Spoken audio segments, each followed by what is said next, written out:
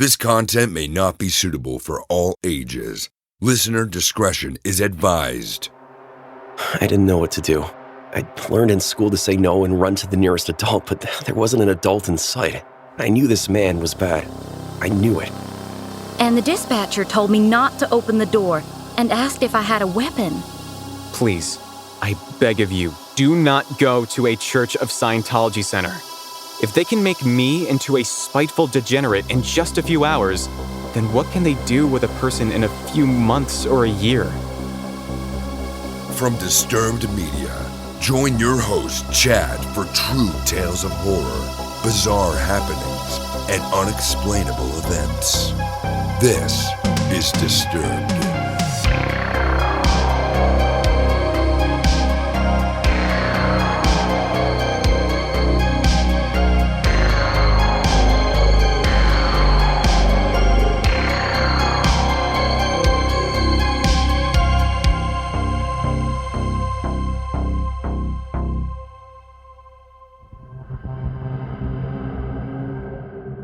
Thanks to Shudder for supporting Disturbed.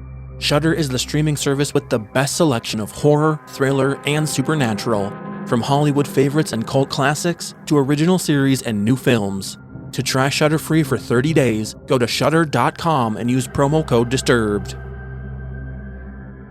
Welcome back in, everyone, and thanks for joining me. Today I'm bringing you 4 true horrifying tales that are sure to give you the chills. So sit back and listen close as we dive into the horror. We open the show with our title story coming to us from Reddit user Ryan Puckett0, featuring voice work by Matt Bradford. And it's the places you least suspect where horror can strike.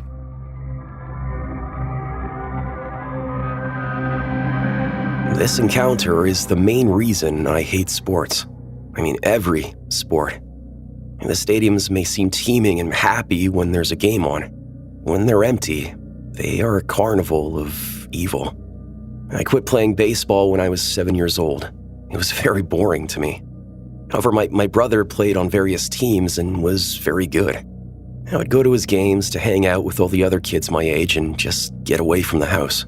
And I got comfortable with all the facilities that they played at, like knowing where the snack stand, the bathrooms, and playgrounds were. I'd bring books and toys and keep them in my dad's van just in case it got boring and there was nobody to play with. My dad never kept up with me, mostly because he was watching the game and my brother. One summer, when I was 11, I went with my dad and sisters to watch my brother in a baseball tournament. It was an all-day sort of tournament with multiple games. My sisters had found friends there on the bleachers and seemed pretty happy. My dad was with all the other team dads, chatting and focusing on various games.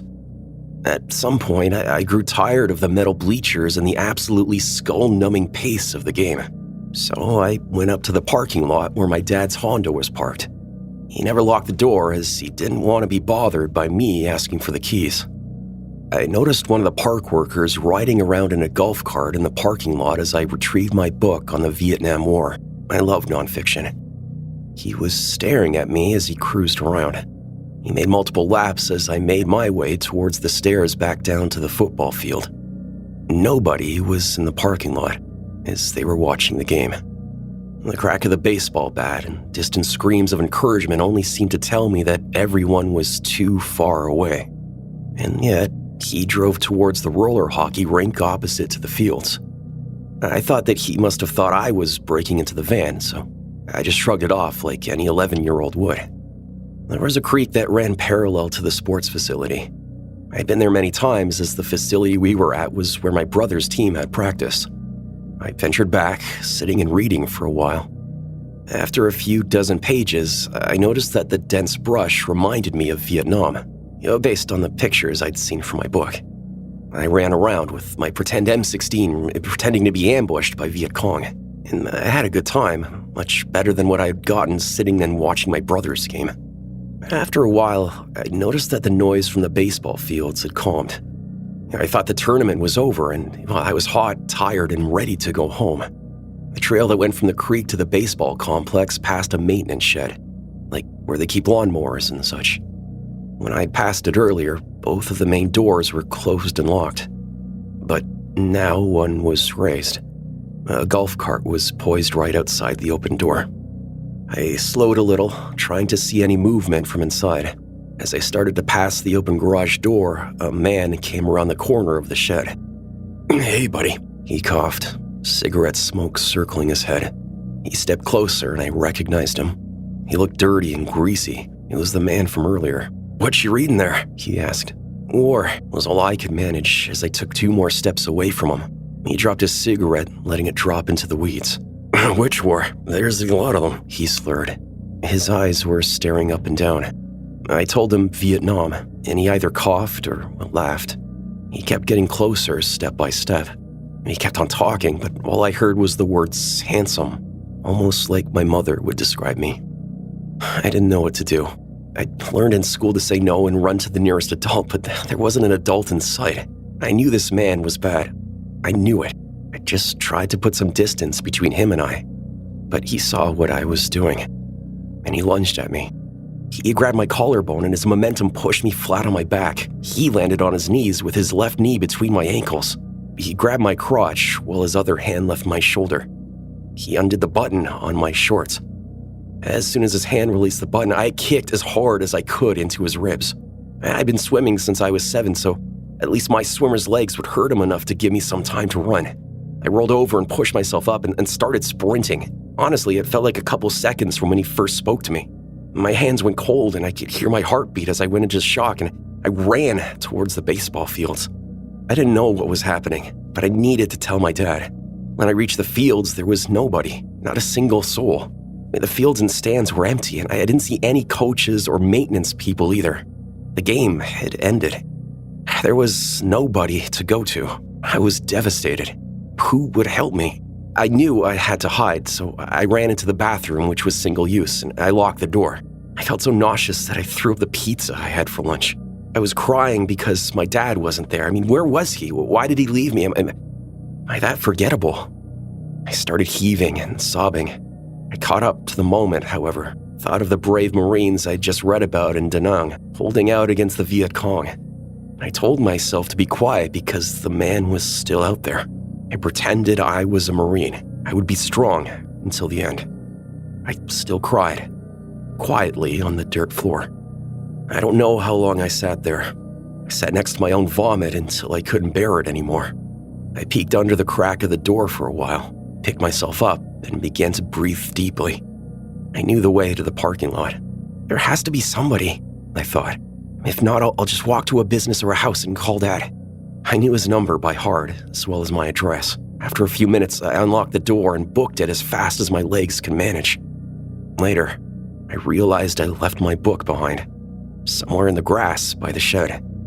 It was one of my favorite books. It helped me survive this encounter, and I have yet to find it since. I saw the golf cart back towards the football fields as I made my way up the stairs to the parking lot. I almost shrieked as I saw a few cars left.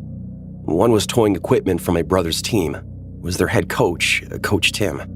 I ran over to his window, but I didn't even have to knock as he saw me coming and rolled down the window. "Why are you still here?" he asked, looking at me confused. All I could say was that my dad forgot me. He told me he'll make sure I got home to my dad. He called my dad and said I was at the baseball fields when he had found me. He took me to Dairy Queen to wait till my dad came to get me. He ordered me a brownie fudge sundae, and I swear to God, I get sick to my stomach when somebody mentions Dairy Queen. I didn't touch a bite of it. My dad showed up and I got in the van. I was crying. He said he was sorry for leaving me and it would never happen again. I cried all the way home. I told my parents what had happened, but they didn't believe me. They said I was lying, that nothing like that happened. They said I'd seen too much TV or I just wanted attention.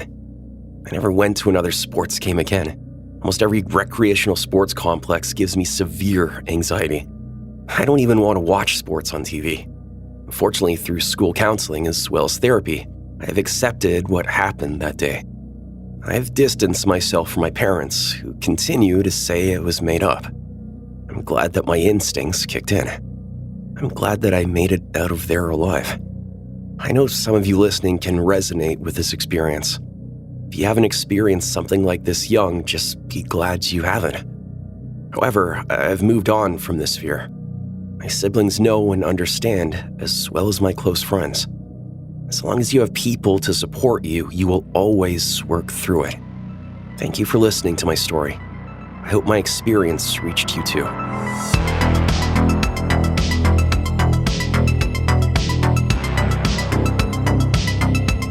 Up next, we hear from Reddit user T. Clark C. with voice work by Rhiannon Moushall, and we prepare to be lured.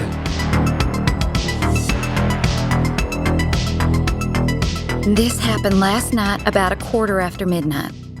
I was in my bed when I heard frantic knocking. I walked out of my bedroom while the knocking continued, and I heard a woman saying, "Please help me," along with crying, but it was faint.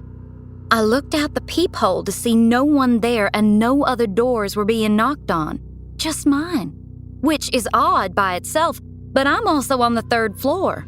Why would someone walk all the way up to my apartment if they were in distress? I think it was a recording, because if someone really needed help, they would be banging on everyone's door. I called the police immediately, and the dispatcher told me not to open the door and asked if I had a weapon.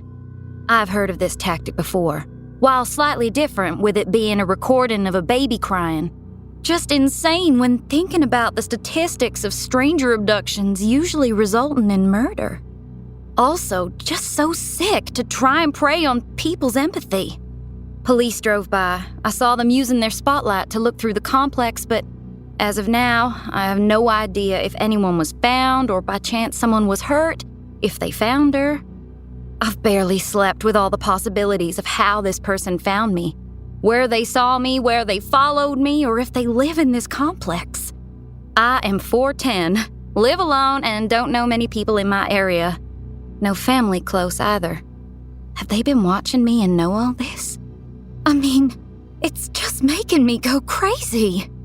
Stay vigilant, don't fall for these tactics, and know that not everything you read on the internet is false.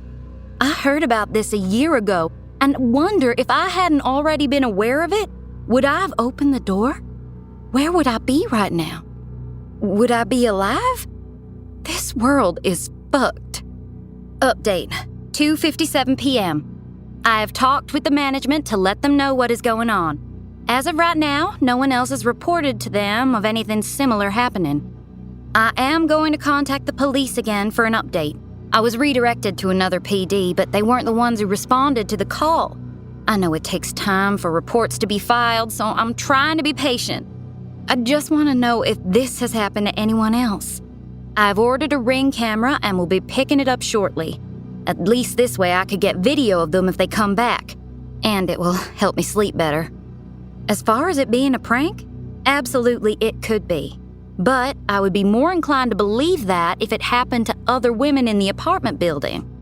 Maybe it has, but they haven't said anything. One side of the coin, it's a very cruel prank that I shouldn't worry about. The other is that someone has been watching me and had something sinister in mind. Horrifying to think someone would pull an elaborate prank like this, or real-world things that happen that we never think could happen to us. Guns and self-defense classes.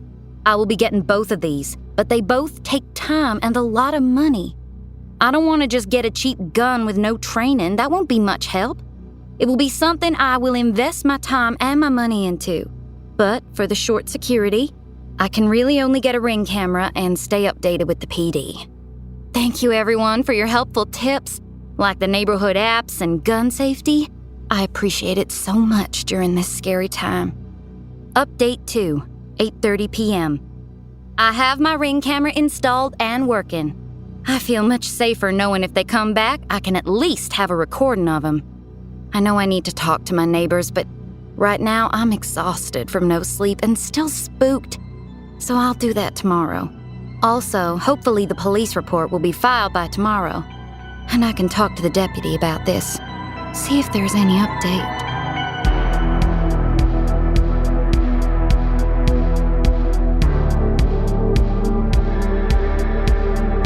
Disturbed is proudly supported by Shudder, and Shudder is the streaming service with the best selection of horror, thriller, and supernatural movies, series, and originals. From Hollywood favorites and cult classics to original series and critically acclaimed new genre films. And with Shudder, you can stream all this great content, and the best part is it's just $5.99 a month. And guys, Shudder makes it so easy to stream to your favorite devices, whether it's your iPhone, iPad, Apple TV, Xbox One, Amazon Fire TV, Roku, and so many other devices. You're going to experience new supernatural terrors, edge-of-your-seat thrillers, and shocking horrors that are added every single week. I absolutely love Shudder. I use it all the time, and the one I just watched was VHS 94. Seriously, go check it out right now. I know you're gonna love it. Now, Shudder has kicked off its annual 61 Days of Halloween, which is a massive 2-month celebration full of new movies and series that are just perfect for spooky season. And that includes a new season of Creepshow,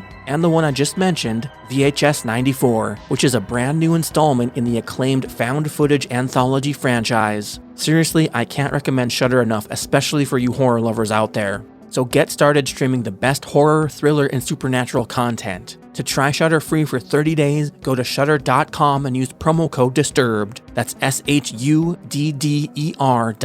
with promo code DISTURBED to try 30 days for free. And as always, remember, supporting our sponsors helps support the podcast.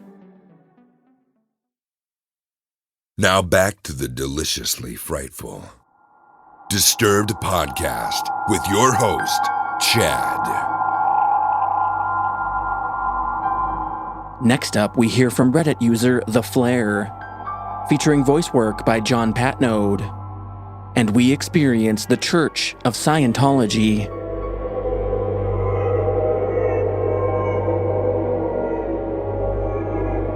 This happened when I was around 17 years old and is still happening to me now. At 17, I felt lost in the world and stuck in a job I disliked with work colleagues that didn't like me. This had to do with my accent, as I was quite well spoken, so they thought I was a rich kid. It all started on a Friday after work. The factory I worked in had a half day on Fridays, so I would just spend the rest of the day wandering around the city I lived in. It had been a tough day of reckless mocking, and I was reaching my breaking point. I went around the city looking for a new job. I visited the police recruitment center, the Army, Navy, and Air Force centers, and even the International Red Cross. I just wanted to get away from it all. After a few hours, I had a bag full of career pamphlets and still no idea what I wanted to do with my life. I turned a corner and immediately saw a sign sitting in front of me.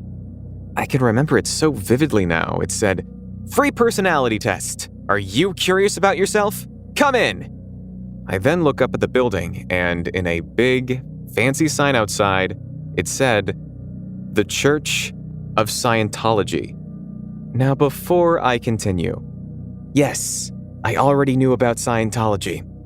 However, I had a morbid curiosity about it. I had heard all the horror stories and goings-on inside the church, but Tom Cruise was my favorite actor, and he seemed to have his life sorted out pretty good. My famous last words right there. So I went inside.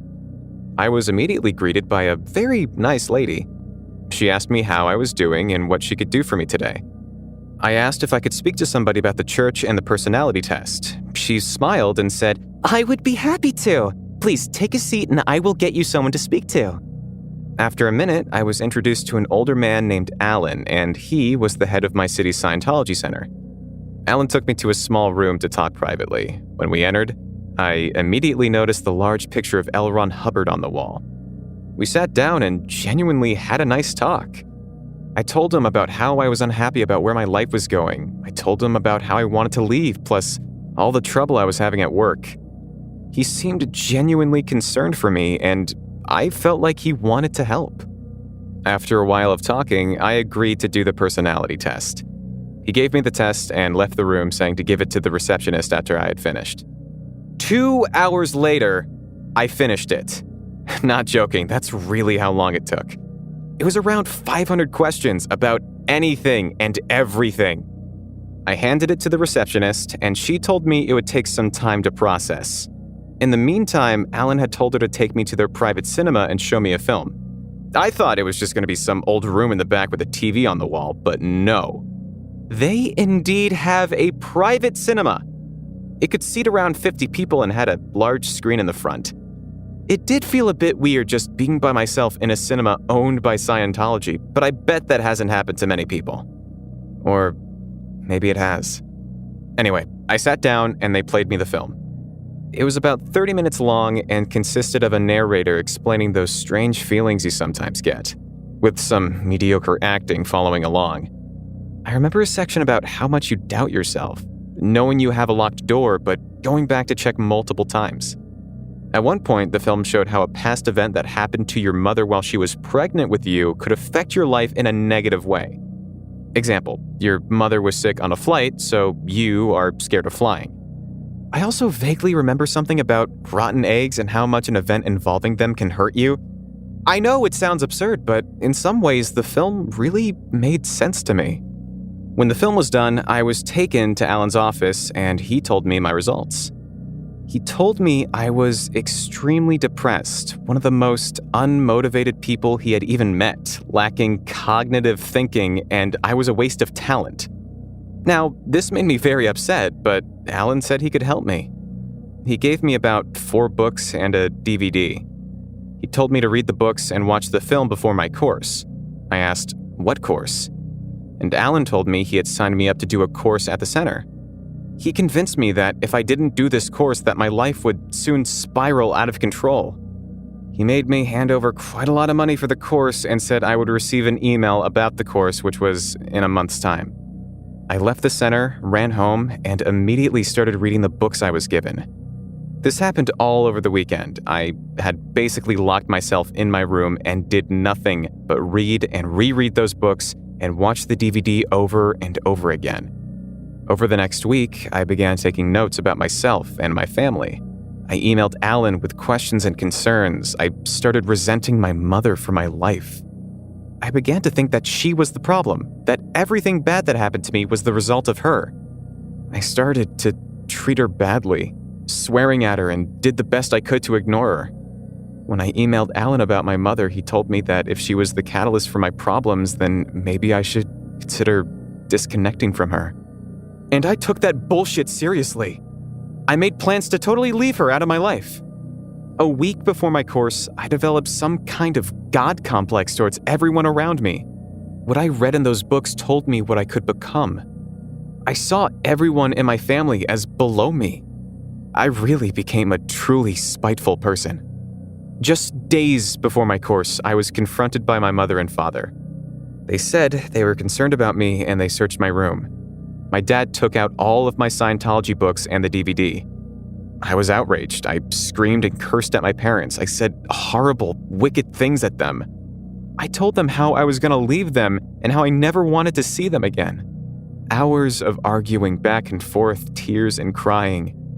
However, in the end, they did convince me that the church was a bad place. They said if I was so miserable at work, I should have told them.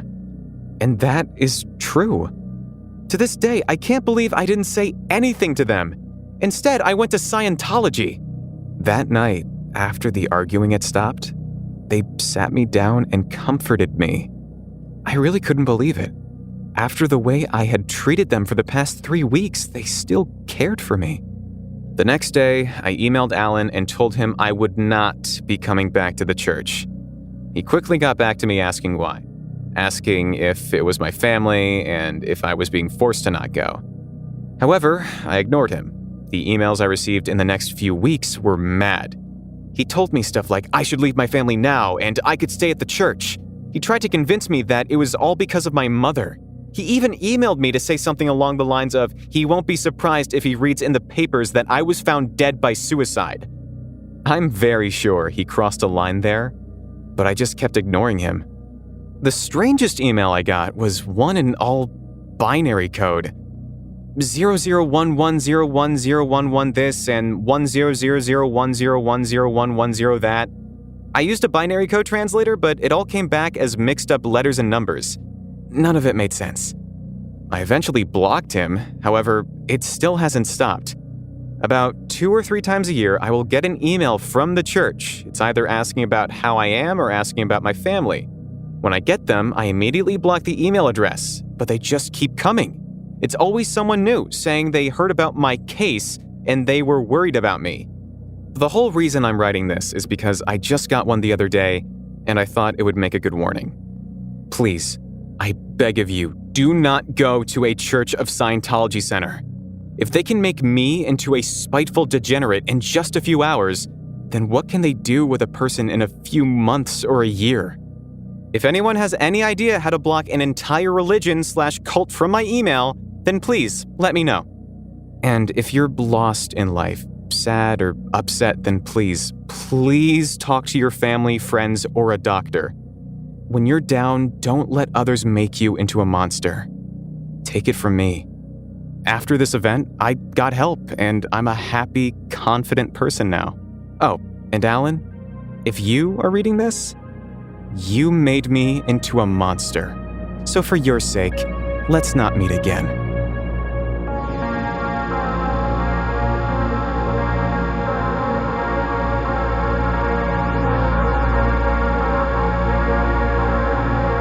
And finally, we check in with Reddit user Ligamentary, featuring voice work by Tanya Eby, and we get requested by name.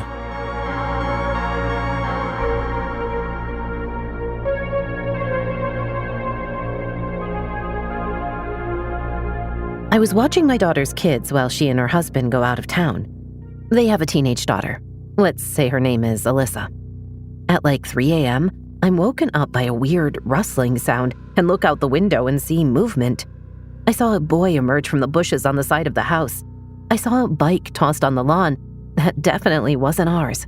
My first thought was it was a burglar casing houses, but since he looked young and came through on a bike, I figured scaring him straight would be enough for him to decide to head home. Didn't want to ruin a teenager's life by calling the cops straight away. So I went out on the porch, flipped the lights on, and said, "Can I help you?" in my classroom voice. The guy looked surprised, but not nervous. He was wearing a Letterman-style jacket, but once I got a clear view of him in the streetlights, he seemed much older than my granddaughter, gruff, and more wiry than athletic. He walked up closer to the house and said, "Yeah, I'm looking for Alyssa." I gave him a disapproving glare, hoping he'd realize he came looking for a girl late at night, and a grumpy old person answered, "It's time to split." I'm thinking what must have happened is Alyssa knew her parents were going out of town, and maybe before she knew I'd be staying over, told a secret older boyfriend to come over. It was late, and I was alone with several kids, so I didn't want him coming any closer to the house. I also thought it was weird he came so late and wanted to be sure Alyssa actually wanted to talk to him. So I said, "I'm sorry, who?" And he said, "Alyssa. You know, Alyssa, last name. This is her house." I thought he knew her full name. They must be at least friends. I said, "You wait there." He started to walk up, and I felt a sick burning in my gut. Instinct kicked in. I yelled, "No, stop, freeze." Then readjusted and said, "You stay right there. This is private property. Don't take a step closer. Wait there." So I go in, and Alyssa is asleep just one room over from where the rustling first occurred, and I wake her up and say something to the effect of, "I don't know what the big idea was to have friends over this time of night, but you tell them to go home." She has no clue what I'm talking about. I say, "There's a guy outside looking for you." Confused, she gets up and goes to the window. She sees him and goes white as a sheet. "He asked for me?" "Yeah." "By name?" "Yes." "Call the police. I've never seen him in my life." I called 911 immediately, but as I was on the phone with them, Alyssa started tugging at my arm. "He's coming up." I had younger kids in the house to think about, so I kept the door latched and pulled it just open enough for the latch and yelled, "I asked my husband, and none of us know an Alyssa last name. Leave my property or I'm calling 911. He got angry and started yelling for her to come out. Thankfully, the police came pretty quickly, and when he heard the sirens, he grabbed the bike and ran off. I watched where he was running, and he jumped into the passenger side of a car without headlights or front plates and sped off. The police followed in the same direction once I pointed them, but they didn't get him. They advised us to take all her social media details offline if she was sure she didn't know this person, and said they'd had a couple similar reports recently and were looking into it. I got a heavy-duty lock and she slept in my room for the remainder of my visit.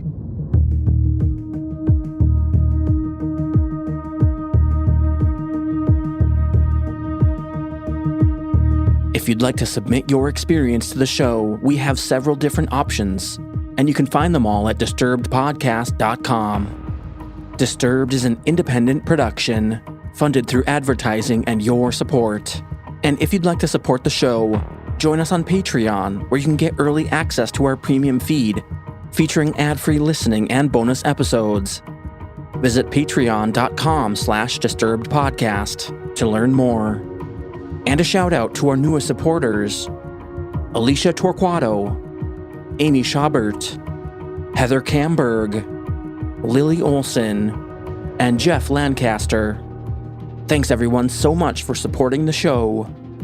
Music by Carl Casey at Whitebat Audio and Co.ag. Thanks for listening. We'll be back next Thursday with a brand new episode. And stay safe out there, y'all.